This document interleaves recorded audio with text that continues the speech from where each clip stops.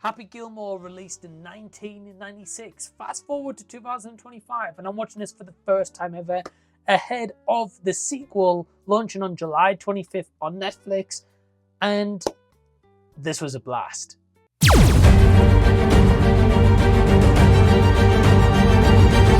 Hey everyone, welcome to the channel. Thank you so much for taking your own time out to check out my thoughts on Happy Gilmore. Yeah, I've never seen this before, but I have seen a lot of Adam Sandler's earlier work, especially in the 2000s, and this one just kind of phased by me. But with a sequel on the horizon, I wanted to check the time and spend the time to check this one out. This is directed by Dennis Dugan, who has worked with Adam Sandler in many projects like Big Daddy, and he also directed one of my favorite movies growing up as a kid, teenager, which is Problem Child.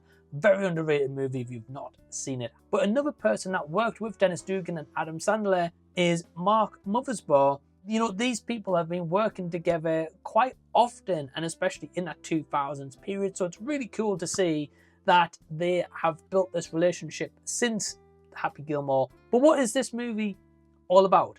Well, essentially tells the story of Happy Gilmore, who's played by Adam Sandler, who his life dream is to be a hockey player. That career doesn't pan out for him, so when he goes to see his grandma, who is served by the IRS for not paying her taxes, she's in a huge debt and she's about to lose the house that the granddad built. Happy Gilmore is pretty good at golf, so he enters a tournament to try win money to try keep his grandma's house. However, Christopher McDonald's Shooter McGavin is one who is in prime position to get the gold jacket for entering multiple tournaments. He wants to win the latest one, and he's got to stop Happy Gilmore from winning the golf competition. And after finished watching this on Netflix, I honestly had truly a blast with this movie. It clocks in at just over 90 minutes, so it doesn't outstay its welcome. It's fast-paced in its tone, it's silly, it's goofy, it's way over the top, and quite frankly, it is a comedy movie where I kind of miss that tone in today's setting. Going into some positive straight away, the performances all around are just silly, goofy, but also really memorable. As I say, you've got Happy Gilmore at the helm, you've got Shooter McGavin, you've also got Chubbs Peterson, played by the late Carl Withers, rest in peace to Carl Withers. You've also got Frances Bay as Grandma Gilmore. Ben Stiller plays the care home worker called Hal L. We've also got Julie Bowen, who plays Virginia Vennett, who is the public relations of the entire golf tournament. Everyone does a really good job. They also do provide memorable scenes and memorable moments to the point where people still remember these characters from 96 up until 2025, and that is pretty impressive. It was really great to see Carl Withers here. Of course, everyone knows him mainly for the Rocky franchise, well, myself particularly. So to see him here, he definitely had a really funny, memorable role. It's definitely more than just a standard cameo, but it's not like the forefront main character element. I don't want to say too much about the characters. I don't want to give too many spoilers here, because I appreciate there might be people like myself who's never seen this movie who may check this out before the head release of the sequel.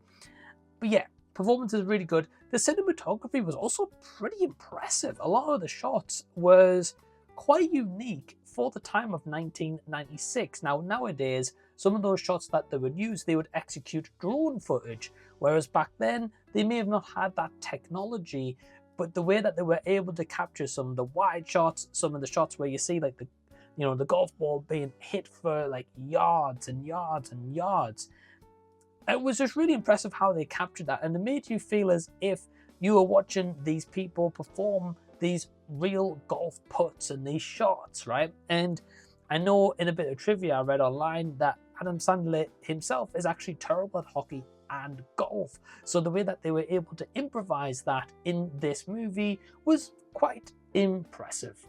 The musical soundtrack score by Mark Mothersbaugh was also really good, really fitting, and especially for the time, it accompanied this movie pretty well. There was a few jams here where I found myself toe tapping along the way.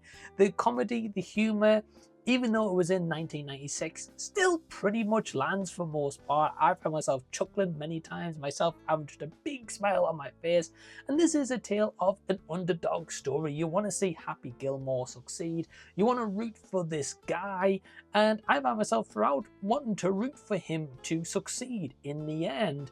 But at the same fact, I also really liked Christopher McDonald's performance of Shooter McGavin. He was really cool, especially when he put the ball like that. That is so funny, so cringy and cheesy, but it was just made for a really memorable movie. And I say, just found myself having a really good time.